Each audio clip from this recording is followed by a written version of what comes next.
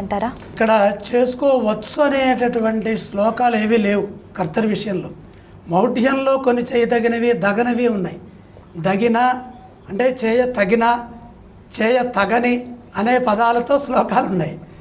కర్తరి దగ్గరకు వచ్చేసరికల్లా చేయకూడదు అనేటటువంటి ప్రమాణమే కేవలం వాస్తుసారం అనే గ్రంథంలో కొన్ని విషయాలు మీరు ఇందాక అడిగారు కదా, గృహప్రవేశం గృహారంభం ఎందుకు చేయకూడదని గురుగారిని అడిగారు కదా, అలా అవి చాలా స్పష్టంగా చెప్పారు. అవే కంటిన్యూ అవుతున్నాయి. అది గృహము ఎట్టి పరిస్థితుల్లో చేయకూడదు.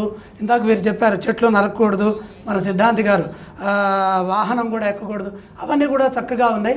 ఆ శ్లోకం ఒకటి చెబుతాను, మీకు అర్థమైపోతుంది ఏవి చేయకూడదు కర్తరిలో, ఇవి చేయకూడదు. ఎందుకు చేయకూడదు? హుతభుకు స్యాత్ కర్తరి. కృత్తికా నక్షత్రంలో ఉన్నాడు, కృత్తిక అగ్ని నక్షత్రం, కృత్తికా క్షురా షట్, కృత్తిక మంగళ కత్తెర ఆకారంలో ఉంటుంది, ఇలాగా కర్తరిస్తున్నట్టుగా ఇట్లా ఆకారంలో ఉంటుంది. దాని మధ్యలోకి సూర్యుడు వచ్చాడా, అగ్ని కత్తెరి ప్రారంభమవుతుంది. అక్కడ కనుక చేస్తే అగ్ని దోషం ఉంటుంది కాబట్టి చేయొద్దన్నారు. దానికి ఏంటి ప్రమాణం అండి? మీరు చెబితే సరిపోతుందా?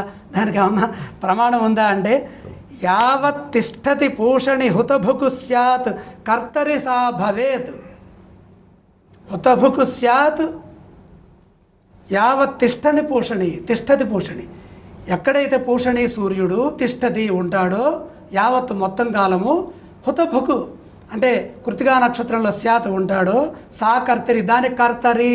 కర్తరి కత్తెర అంటే అదేమో మామూలు పదము, కర్తరి అంటే శాస్త్రీయమైన పదం. కర్తరి అనేది సంస్కృత పదమే, అది మంగళకత్తె ఆకారంలో ఉంటుంది.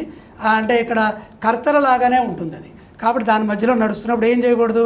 వృక్షఛేద, గృహప్రవేశ, భవన వ్యాపార శస్త్రక్రియా. వృక్షఛేద చెట్లు కొట్టద్దు, గృహప్రవేశం చేయొద్దు, భవన అంటే ఇప్పుడు నేను చెబుతుంది కాదు, వాస్తుసార గ్రంథం సంస్కృతంలో దొరుకుతుంది, శుభ్రంగా ఎవరైనా చూసుకోవచ్చు, లేదా కాశీ నుంచి కూడా మనం తెప్పించుకోవచ్చు. వ్యాపార శస్త్రక్రియా, వ్యాపార చేయకూడదు. శస్త్రక్రియలు కూడా వద్దు.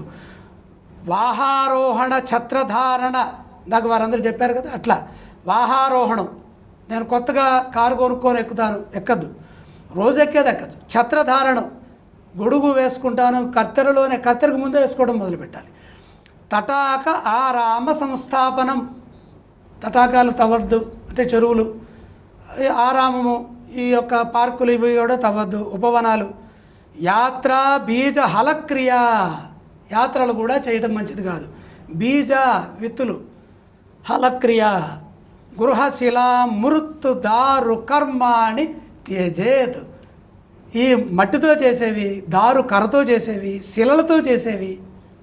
ఇప్పుడు మనం శిలాచూర్ణంతో ఇల్లు కడుతున్నాం, అది కూడా చేయకూడదు. ఈ యొక్క గృహారంభ సంబంధమైనవన్నీ త్యజేతు. ఇవి మాత్రమే చెప్పారు. ఇవి చెప్పారు కాబట్టి ఇవి చేసుకోవద్దు. వీటిల్లో చెప్పనివి చాలా ఉన్నాయి కదా, అవన్నీ మన ఇష్టం. అవన్నీ ఇప్పుడు మీరు అడిగారు ఏంటి, రిజిస్ట్రేషన్ చేసుకోవచ్చా చెప్పారు. దీంట్లో రిజిస్ట్రేషన్ చెప్పలే కాబట్టి చేసుకుంటే తప్పేమిటి, చేసుకోవచ్చు. అయితే ఈ చెప్పిన లిస్టులో ఉండాలి. చెప్పిన లిస్టులో ఉన్నదో ఆలోచించుకోండి. నేను ఇప్పుడు స్థలాన్ని రిజిస్ట్రేషన్ చేస్తాను, స్థలము అంటే గృహానికి కిందకే వస్తుందిగా, దాని మూలంగా చేయకపోవడం మంచిది. తప్పనిసరి అయితే చేయండి. ఏదైనా గృహ సంబంధమైంది, చెట్లు సంబంధమైంది. ఏమన్నాడు? గృహ శిలా మృత్తు దారు కర్మాణి వర్జయేతు హుతభుకు స్యాత్. భుక్ స్యాత్ అన్నాడు. హుతభుక్ అంటే అగ్నిహోత్రుడు. కాబట్టి అగ్నిహోత్రుడి యొక్క ఆ కృత్తికా నక్షత్రంలో సూర్య సంచార గమనం జరుగుతున్నప్పుడు వాస్తు సంబంధమైన వస నివాస అనే ధాతువు నుంచి వాస్తు వస్తుంది. నివాస యోగ్యమైన పనులు చేసేటప్పుడు ఇవి చేయాలి. వీటికేవో ఎండలు ఉంటాయి, ఎండ పడుతుంది, దాంట్లో నుంచి ఉంటే వాడికి కళ్ళు తిరుగుతాయి. తర్వాత జ్యేష్ఠ మాసంలో తిరగవా, అక్కడ ఎండుడు ఇంకా ప్రచండంగా ఉంటాడు. అవి కాదు, శాస్త్రంలో చెప్పింది ఏం చెప్పారంటే, అల్లటం మనకంటే బాగా చెప్తారు, ఎందుకంటే ఇప్పుడు అందరికీ తెలివితేటలు బాగానే ఉన్నాయి, మనకంటే ఎక్కువ ఉన్నాయి. ఇవి కాకుండా శాస్త్రంలో ఏం చెప్పారంటే, ఆ కృత్తికా నక్షత్రం అగ్నిదేవతాకమైన కృత్తికా నక్షత్రంలో చేస్తే మంచిది కాదయ్యా. ఇది కూడా ఒక కారణం, ఎండలో నుంచోవటం. ఆ ఎండనే తర్వాత కాలం కూడా 28 తర్వాత ఉంది. 28 కాగా 29 ఎండలేదా? 29 ఎలా చేయొచ్చు, 30 ఎలా చేయొచ్చు? అది కాదు. అంటే దాన్ని మనకు ఎక్కడ లోపం వస్తుందంటే, శాస్త్రాలని సమన్వయం చేయటంతో ఈ సమన్వయం చేసే క్రమంలో మనకి సాధన, గురువులు అనుగ్రహం, ఆచార్యులు, దేవతలు వీళ్ళందరి యొక్క సమన్వయం ఇంకా మంచిదమ్మా. ఎందుకంటే గతం కంటే భక్తి టీవీ వచ్చిన తర్వాత భక్తి టీవీ వారి యొక్క సంస్కారంతో పండితులను ఏరి తీసుకొచ్చి కూర్చోబెట్టి పెద్ద పెద్ద అనుభవజ్ఞుల్ని డాక్టర్ నాయకంటి గారు లాంటి వాళ్ళు, మన గాడిచర్ల గారు లాంటి వాళ్ళు, పండితులు వీళ్ళందరూ వచ్చి కూర్చొని చెప్పడం వల్ల ఏంటంటే శాస్త్రానికి సంబంధించిన అంశాలు చదువుకునే ఓపిక లేదు. టీవీల్లో ప్రోగ్రామ్స్లో చూస్తేనైనా కొంత వస్తుంది. అలా చాలా భక్తి పెరిగింది.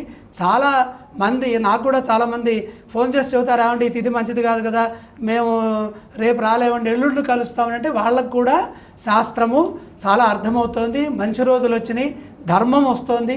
ధర్మభూయిష్టంగా ఉండటం ద్వారా అందరికీ మేలు జరుగుతుంది. శుభం భూయాత్, విజయోస్తు.